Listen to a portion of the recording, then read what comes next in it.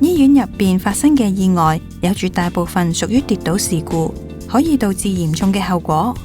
造成骨折、頭部創傷，甚至死亡。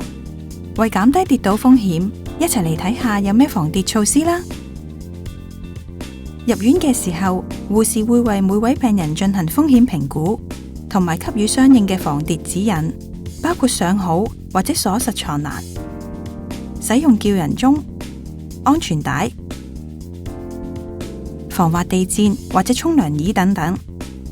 詳情可以參考病房入邊張貼嘅資訊，亦都可以向醫護人員查詢。本院以病人嘅安全同健康為首要考量。有啲高危嘅病人，例如生產之後做完手術，接受過麻醉或者鎮靜程序，例如照胃鏡，食咗有昏睡作用嘅藥物，例如安眠藥、鎮靜劑，照腸鏡前飲用藥水放射期間，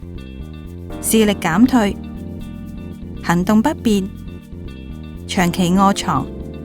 受疾病影響導致頭暈、身體虛弱、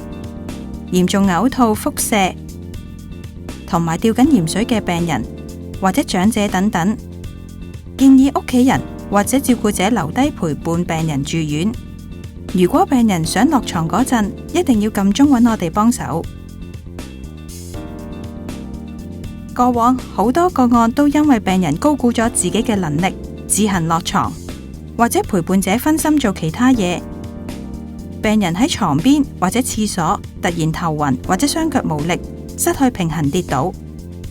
萬一發生以上情況，病人應該挨住穩固嘅家私或者牆壁，慢慢坐低，然後瞓低，同埋呼叫求助，唔好勉強企起身走動。